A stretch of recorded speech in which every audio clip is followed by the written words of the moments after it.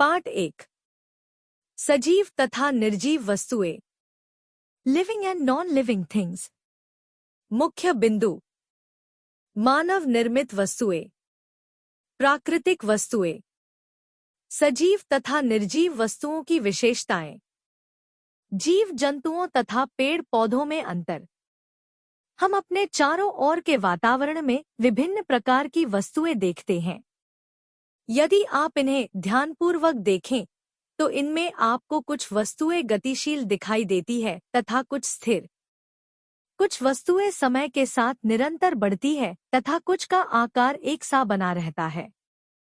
इस प्रकार वस्तुओं के गुणों के आधार पर हम इन्हें दो वर्गों में बांट सकते हैं। 1. मानव निर्मित वस्तुएं। 2. प्राकृतिक निर्मित वस्तुएं। मानव निर्मित वस्तुएं, मनुष्य द्वारा टेलीविजन, कुर्सी, कार, मेज आदि वस्तुएं निर्मित की गई है, इनको मानव निर्मित वस्तुएं कहते हैं। प्राकृतिक निर्मित वस्तुएं, जो वस्तुएं स्वयं प्राकृतिक रूप से उत्पन्न होती है, प्राकृतिक निर्मित वस्तुएं कहलाती है, जैसे पहाड़, पेड़, पक्षी, पशु, बादल आदि स्वयं ही उत्पन्न होती है। इन्हें मनुष्य निर्मित नहीं कर सकता है। ये वस्तुएं सजीव या निर्जीव हो सकती हैं। सजीव तथा निर्जीव वस्तुओं की विशेषताएं। 1. सजीव वस्तुएं गति कर सकती है। सभी सजीव वस्तुएं स्वयं गति करती हैं। जीव जंतु जैसे ऊंट, शेर, चीता, सांप आदि भोजन तथा निवास स्थान की तलाश में एक स्थान से दूसरे स्थान पर घूमते रहते हैं। पक्षी तथा कीट वायु में उड़ते हैं। मछली जल में तैरती है। पेड़ पौधे एक स्थान से दूसरे स्थान पर नहीं जा सकते, परंतु दूसरे प्रकार से गति दर्शाती हैं। सूरजमुखी सूर्य की ओर अपनी दिशा बदलता रहता है। मॉर्निंग ग्लोरी की पंखुड़ियां प्रतिदिन सुबह खुलती है तथा शाम के समय बंद हो जाती हैं। छुई मुई की पत्तियां हाथ लगाने से मुरझा जाती हैं। परंतु निर्जीव वस्तुएं जैसे पत्थर, पर्वत, चट्टान आदि एक स्थान से दूसरे स्थान पर नहीं जा सकते। 2. सजीव भोजन तथा जल ग्रहण करते हैं। सजीव वस्तुओं को विकसित होने तथा स्वस्थ रहने के लिए भोजन तथा जल की आवश्यकता होती है। सभी जंतुओं और पौधों को भोजन एवं जल की जरूरत होती है। यदि इन्हें भोजन न मिले तो ये जीवित नहीं रह सकते। विभिन्न प्राणियों को अपनी वृद्धि के लिए भिन्न भिन्न प्रकार के भोजन की जरूरत होती है। जीव जंतु और मनुष्य भोजन और जल अपने मुंह के द्वारा लेते हैं। पौधे जड़ों द्वारा जल ग्रहण करते हैं।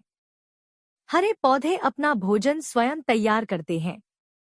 भोजन बनाने के लिए इन्हें जल, वायु और सूर्य का प्रकाश चाहिए। केवल हरे रंग के पौधे ही भोजन बना सकते हैं।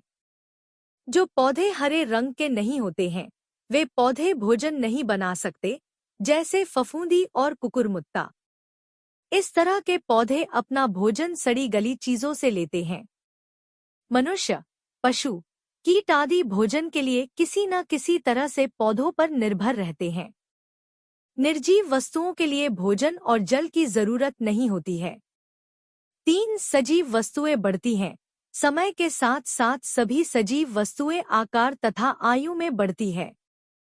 आप अपना फोटो देखिए, जब आप छोटे बच्चे थे, अब क्या आप वैसे ही दिखते हैं?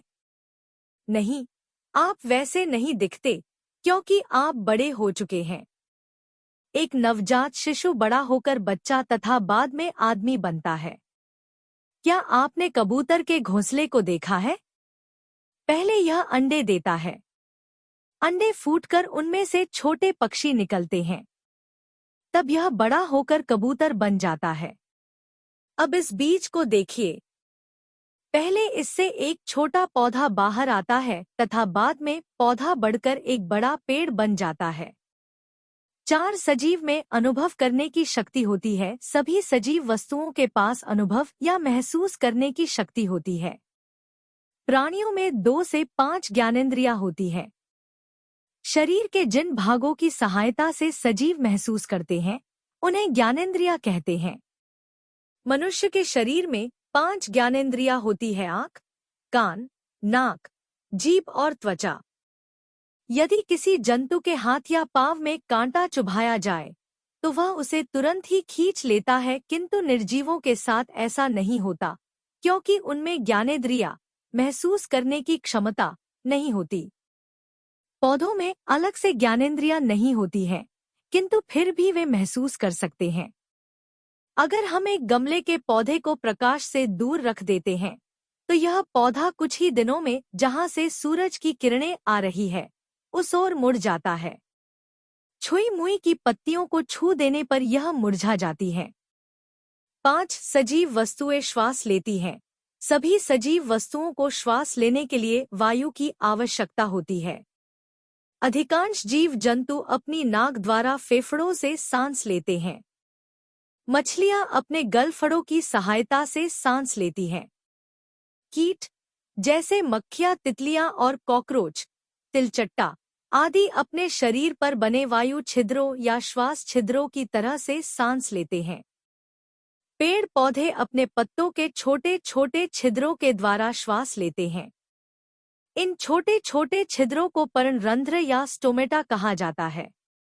यदि आप अपनी रबड़ को लंबे समय तक बॉक्स में रखते हैं, यह पहले के समान ही रहती है क्योंकि निर्जीव वस्तुएं श्वास नहीं लेती।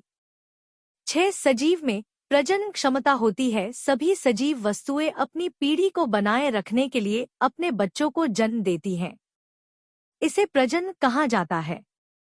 सभी जंतु और पौधे अपने जैसे नए जीव उत्पन्न करते हैं।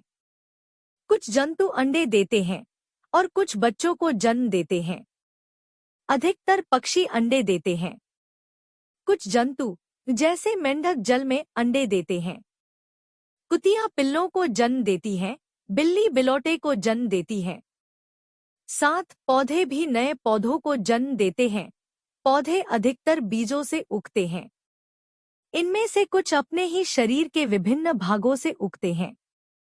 गन्ने का पौधा अपने ही तने से उगता है। निर्जीव वस्तुएं अपने समान वस्तु उत्पन्न नहीं कर सकती है। 8 सजीव वस्तुएं मरती हैं। सभी सजीव वस्तुएं हमेशा के लिए जीवित नहीं रहती। एक दिन वे मर जाती हैं। वे एक छोटे या लंबे समय के बाद मर जाती हैं।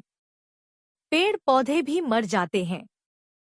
कुछ पौधे कम समय के लिए जीते हैं, जबकि कुछ लंबे समय के लिए, परंतु निर्जीव वस्तुएं नहीं मरती। वे टूट सकती हैं, परंतु मरती नहीं हैं। जीव जंतुओं तथा पेड़ पौधों में अंतर। पेड़ पौधे तथा जीव जंतु सजीव वस्तुएं हैं, परंतु वे कई प्रकार से अलग होती हैं। पेड़ पौधे, जीव जंतु। 1 पेड़ पौधे जमीन में स्थिर रहते हैं। वे एक स्थान से दूसरे स्थान पर नहीं जा सकते। एक जीव जंतु एक स्थान से दूसरे स्थान पर स्वतंत्र रूप से घूमते हैं। वे भोजन तथा निवास स्थान की तलाश में घूमते रहते हैं। 2 पौधे अपना भोजन स्वयं बनाते हैं, अतः उन्हें भोजन की तलाश में घूमने की आवश्यकता नहीं होती।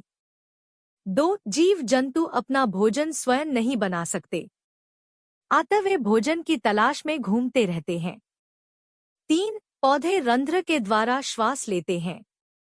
3 विभिन्न जीव जंतु विभिन्न प्रकार के अंगों से श्वास लेते हैं।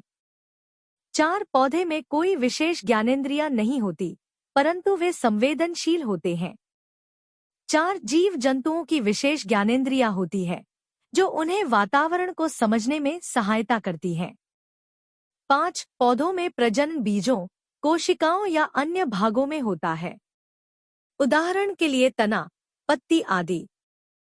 5 जीव जंतुओं में प्रजनन अंडे देकर या बच्चे देकर होता है। याद रखने योग्य, हमारा संसार प्राकृतिक तथा मान्य निर्मित वस्तुओं से मिलकर बना है। प्राकृतिक वस्तुएं सजीव या निर्जीव हो सकती हैं। जीव जंतु और मनुष्य भोजन और जल अपने मुंह के द्वारा लेते हैं। सभी सजीव वस्तुएं एक दिन मर जाती हैं। मनुष्य के शरीर में 5 ज्ञानेंद्रियों होती हैं: आँख, कान, नाक, जीभ और त्वचा। निर्जीव वस्तुएं अपने समान वस्तु उत्पन्न नहीं कर सकती हैं।